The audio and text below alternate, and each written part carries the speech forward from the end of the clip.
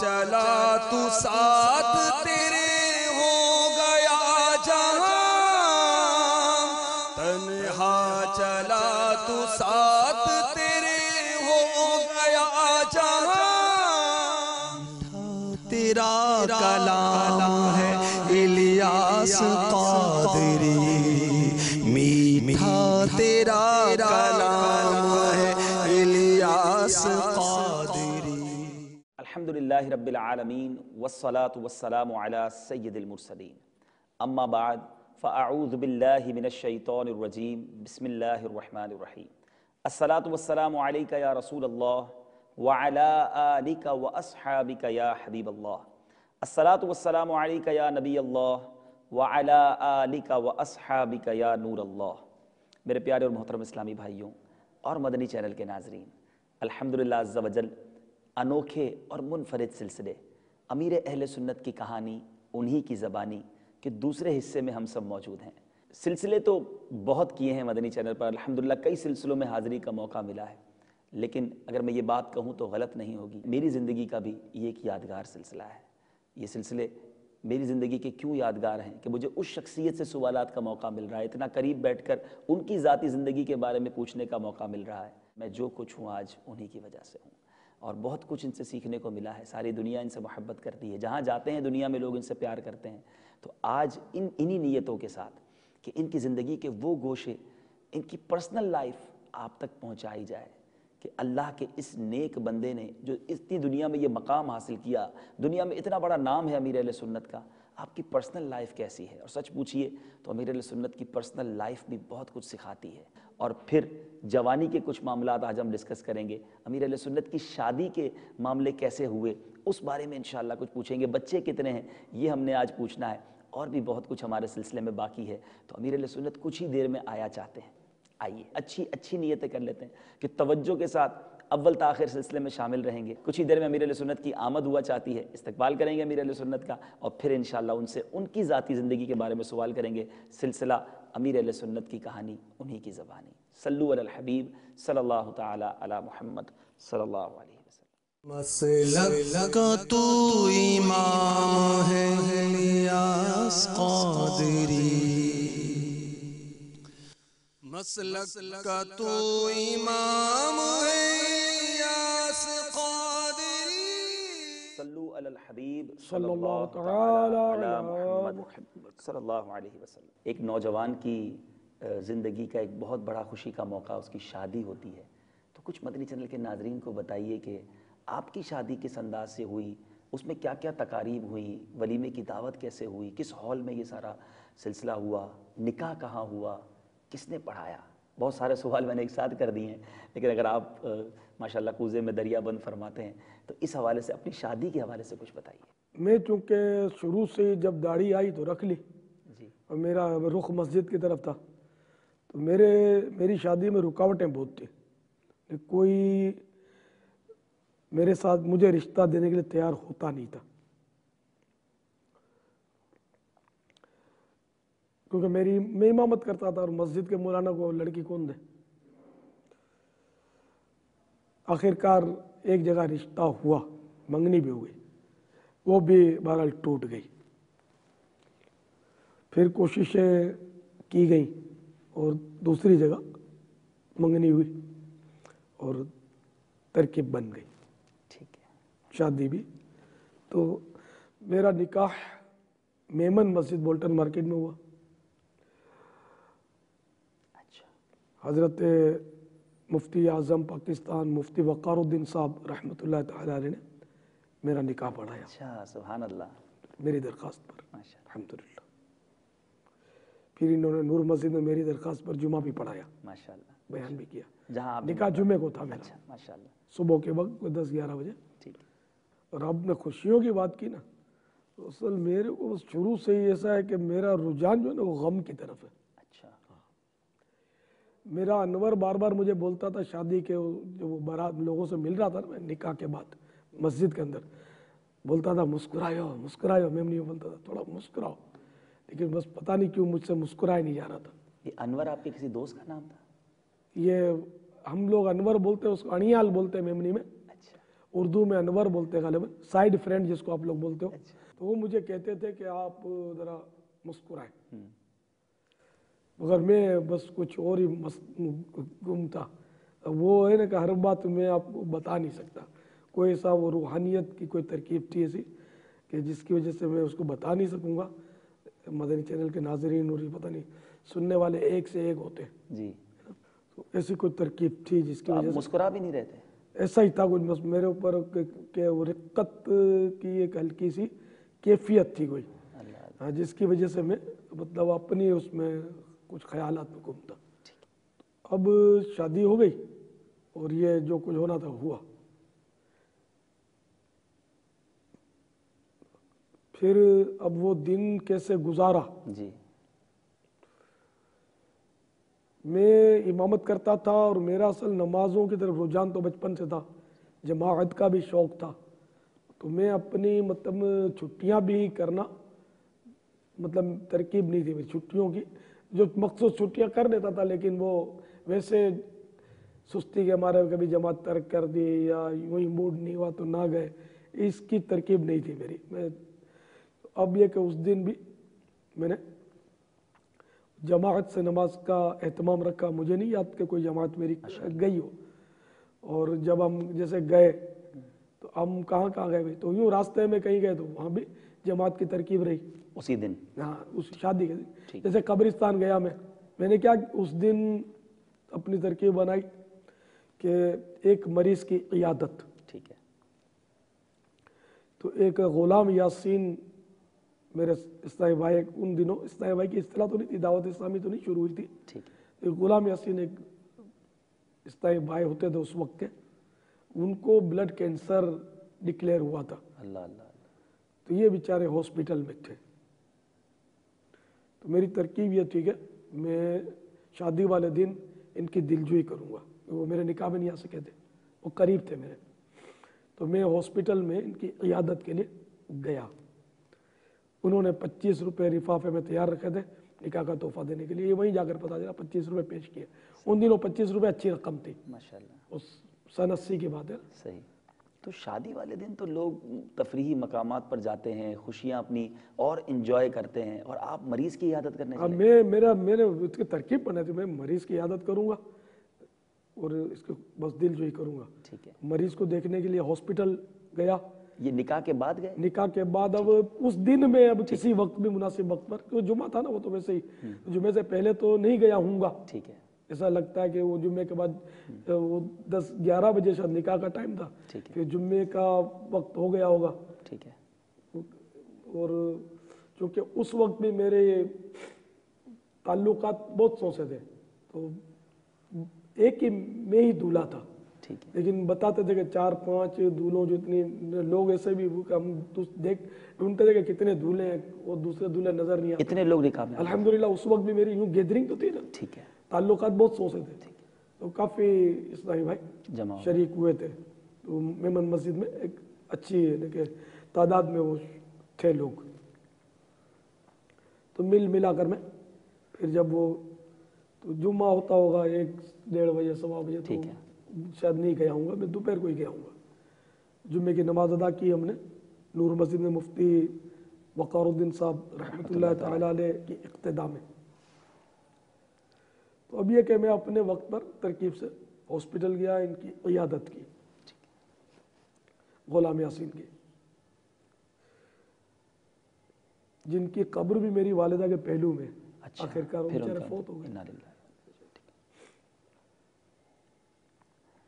اس کے بعد دن کیسے گزارا؟ ہاں تو یہ ہوا. پھر قبرستان کی بھی ترکیب تھی، تو میں نے قبرستان میں اپنی والدہ کے یہاں بھی حاضری دی.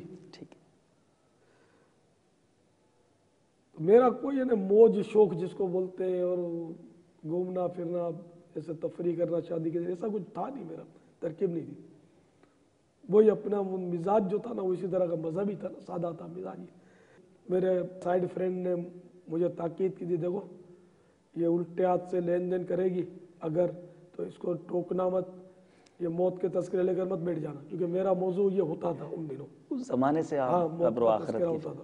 اللہ یہ سب لے کے بیٹھنا نہیں، وہ خوشی کی رات ہے.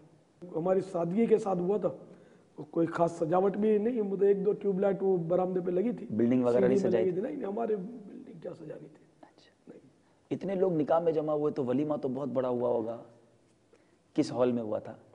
वलीमा मेरा हमारे पड़ोस में नीचे का घर जो था वो बड़ा था ज़रा, जहाँ इमारत में हम रहते थे गऊ गली में, हमारे अपने तो 2 कमरे थे जिसमें हम रहते थे, लेकिन वो नीचे जैसी तरकीब थी क्योंकि बहुत बड़ा, पहले हवाबारी बहुत बड़ी बनाते थे रोशनदान, तो वो एक कमरे, बल्कि एक कमरे से ज़्यादा बड़ा तो वो गैप था उसमें रोशनदान का, वो पुरानी इमारत थी हिंद के ज़माने की,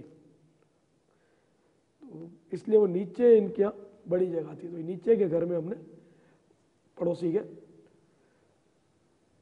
मेरे बच्चों की अम्मी के वो इत्तेफाक से खालू भी हैं, ठीक है, तो इन्हीं के घर में हमारा वलीमे की तरकीब थी। तो वही दरिया बिछाकर हमने वो थालों में प्लेटों की डिशें और ये तरह तरह की अनवा अक़साम की ग़िज़ाएँ, ये नहीं थी, वो अकनी हम इसको बोलते हैं, अच्छा, जिसको पुलाव बोलते हैं, वो बिरयानी नहीं, बिरयानी और चीज़ होती है। जी जी, तो ये सादा सा पुलाव, ऑरेंज कलर का जो हल्दी वाला होता है अच्छा, पुलाव, और हमारी ये कुतियाने वालों की आइटम है, मेहमानों की लड्डू बनते हैं एक मखसूस, वो लड्डू और गाठिया बोलते हैं, अच्छा, जो मेहमान होते हैं वो समझते होंगे। ठीक, तो लड्डू गाठिया और ये पुलाव, ये अब मेरे वलीमे में था, मुझे जो याद आ रहा है। ठीक, वो थाल में, जिस तरह नियाज आजकल खिलाते थाल में, अच्छा, इस तरह थाल में हमने खिलाया था। सही। वो शादी की रात की बात चल रही थी बाबा, फिर उसके बाद तो सुबह, वलीमा तो बाद में जी हुआ ना, जी जी जी, लेकिन पहले पहले आपने क्रॉस कर लिया तो जी जी बाबा, वापस वहीं आ जाते हैं। तो खैर फिर वो रुखसती की भी तरकीब हुई, तो वाकई उसने उल्टा हाथ किसी काम के लिए बढ़ा तो मैंने उसको मना किया सीधे हाथ से, और फिर वो मौत का तज़किरा भी किया मैंने अपने तौर पर अल्लाह अल्लाह, कि आज ये खुशियाँ हैं तो ये खुशियाँ मुस्तकिल नहीं रहनी, आर्जी हैं, और मौत को याद रखना चाहिए वगैरह। खैर मैंने इनसे पूछा कि औलाद में लड़के की ख्वाहिश है लड़की की, तो इन्होंने कहा कि मिके धी खपे, धी माने बेटी। तो हमने दुआ की, और ये सुना था कि इस रात जो दुआ मांगते हैं कबूल होती है, पढ़ा नहीं, ये सुना है, पहली रात की दुआ कबूल होती, खुदा बेहतर जाने। हमने दुआ की, अल्लाह ताला ने अपने करम से हमको बेटी अता फरमाई। माशाअल्लाह माशाअल्लाह,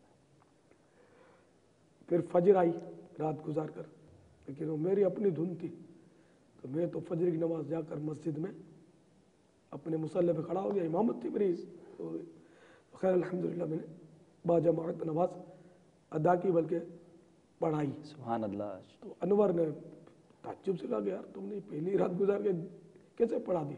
अल्हम्दुलिल्लाह मैंने पढ़ा दी, सुभान अल्लाह, क्योंकि मैंने तो अपनी, इससे पहले मेरी माँ फौत हुई थी, तो मैं तो अपनी माँ की लाश छोड़कर भी मस्जिद में चला गया था, नूर मस्जिद में ही था उन दिनों भी, और रोते रोते नमाज पढ़ाई थी फजर की। हाय हाय माँ का सदमा था, मेरी माँ थी, हाय हाय। बहुत प्यार भी करती थी मुझसे।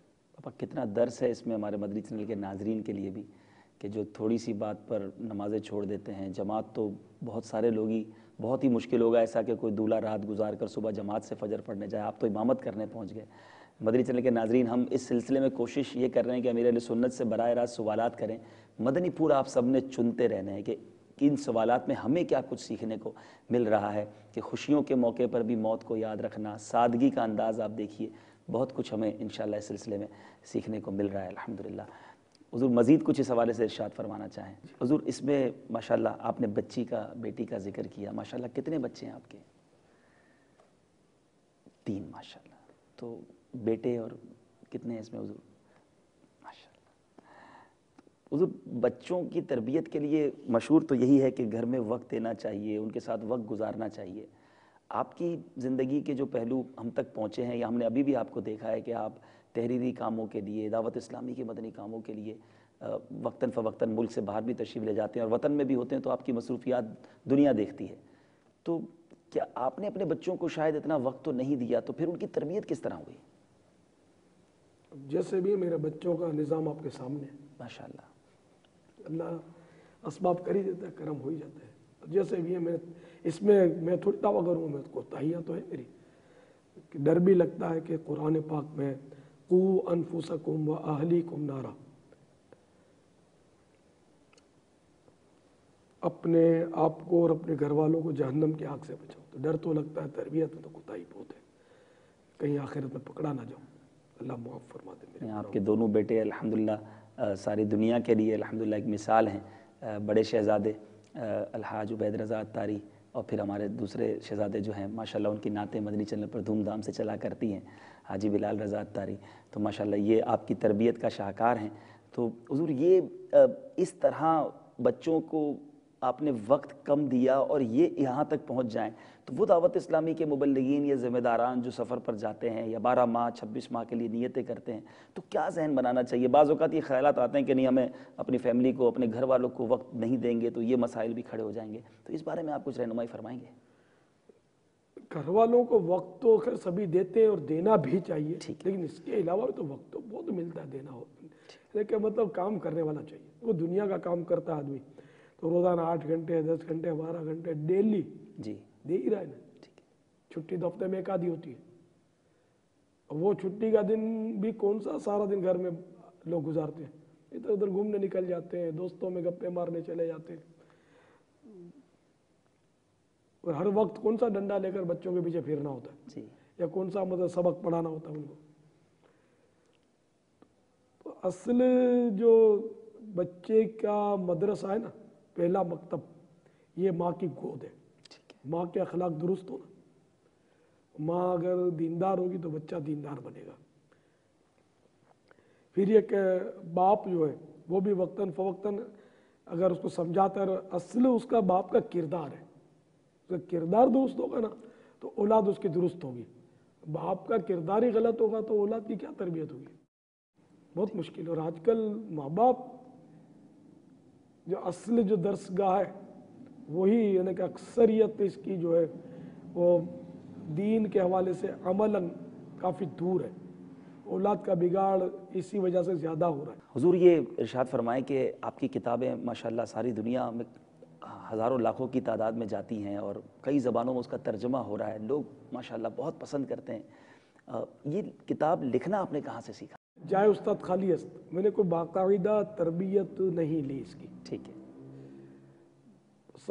سب سے پہلے وہ اعلیٰ حضرت سے چونکہ محبت تھی تو وہ اعلیٰ حضرت کے عرس شریف کے موقع پر، جس کو یوم رضا بولتے ہیں، 25 صفر المظفر، اس سے پہلے میں نے تیاری کر لی اور وہ کہ یوم رضا پر میں ایک رسالہ پیش کروں. تو اس میں وہ تذکرہ احمد رضا، نام یہ رکھا تھا، تذکرہ احمد رضا بسلسلہ یوم رضا. سبحان اللہ سبحان اللہ. تو یہ میں نے جیسے بھی ٹوٹا پھوٹا ہو سکا ادھر ادھر سے نکال کے کچھ تیار کیا، کتابوں سے لے کر. 80 روپے کسی طرح میں نے جمع کیے اور 80 روپے میں 1000 میں نے چھاپے. اور اس طرح ترکیب کرتا تھا کہ آپ اگر لے لو 10 روپے کے 100، 5 روپے کے 50، اور آپ اس کو بانٹو. لنگر رسائل کا اسی وقت سے آپ ذہن دے رہے اور ہیں. چھاپوں میں ماشاءاللہ. 10 روپے سینکڑا، یہ کوئی وہ دور تھا سستائی کا. خود ہی جا کر کتابت کروائی، دھکے کھائے کاتب کے پاس، سب خود ہی کرنا تھا، پریس پر بھی خود ہی جانا تھا. تو الحمدللہ یہ اس طرح رسالہ آ گیا. اب تو الحمدللہ دعوت اسلامی کی برکت سے پھر اس میں مزید اب کام بھی کیا میں نے، اور اب نئی شان و شوکت اور آب و تاب سے آیا ہے. ماشاءاللہ. تو پھر یہ بڑی کتابیں لکھنا آپ نے شروع کی تو کیسے مواد جمع کرتے ہیں؟ اس کا کوئی طریقہ بتائیں نا حضور. اتنی بڑی بڑی کتابیں، فیضان سنت دیکھے تو سینکڑوں صفحات پر، غیبت کی تباہ کاریاں تو اس کی مثالیں پڑھ کے ہم حیران ہو جاتے ہیں. اب ماشاءاللہ نیکی کی دعوت تشریف لائی ہے، تو اتنا وقت آپ کیسے نکالتے ہیں اور پھر اس کا مواد کیسے جمع کرتے ہیں؟ اور پھر بعض اوقات آپ کے مدنی پھول ایسے ہوتے ہیں کہ ہم حیران ہو جاتے ہیں وہ کہاں سے آپ لے کر آتے ہیں. تو یہ کن کتابوں سے نکالتے ہیں آپ؟ یوں تو خیر بہت ساری کتابوں سے ملتا ہے. میں فتاوی رضویہ شریف، بہار شریعت اور دیگر علماء کی کتابیں جو ہیں ان میں سے ڈھونڈتا رہتا ہوں. اور المدینۃ العلمیہ بھی اب ہے دعوت اسلامی کی، وہ بھی میری مدد کرتے ہیں، تخریج کر دیتے ہیں، روایتیں ڈھونڈ دیتے ہیں میرے کو. اور بعض اوقات خود اپنے طور پر روایت ڈھونڈ کر مجھے دیتے ہیں کہ دیکھ لو اس کو، اگر تم چاہو تو شامل کر لو اپنی کتاب میں. इस तरह तरकीब हम बनाते रहते हैं अल्हम्दुलिल्लाह। अल्लाह ताला आपको मज़ीद बरकत अता फरमाए। मेरे प्यारे और मोहतरम इस्लामी भाइयों और मदनी चैनल के नाजरीन, सवालात तो अब भी बहुत हैं। अभी तो अमीर अहले सुन्नत से ये भी पूछना है कि आपकी पसंदीदा खुशबू कौन सी है, रंग कौन सा पसंद है, आप किस शहर को बहुत पसंद करते हैं, आपकी पसंदीदा शख्सियत कौन सी है, और फिर साथ साथ आप आजकल अपने माशी मामलात को कैसे हैंडल करते हैं, किस तरह चलाते हैं। बैंक बैलेंस के बारे में भी मैंने पूछना है। लेकिन सिलसिले का वक्त इख्तिताम की तरफ है। अगले सिलसिले में हमारे साथ रहिएगा। अमीर अहले सुन्नत की कहानी उन्हीं की ज़बानी में इंशाअल्लाह और भी बहुत कुछ हम मालूमात हासिल करेंगे। सल्लु अलल हबीब सल्लल्लाहु तआला अला मुहम्मद सल्लल्लाहु अलैहि चला तू साथ तेरे हो गया जहां, तन्हा चला तू साथ तेरे हो गया जहां। तेरा कलाम है इलियास क़ादरी, मीठा तेरा कलाम है इलियास क़ादरी।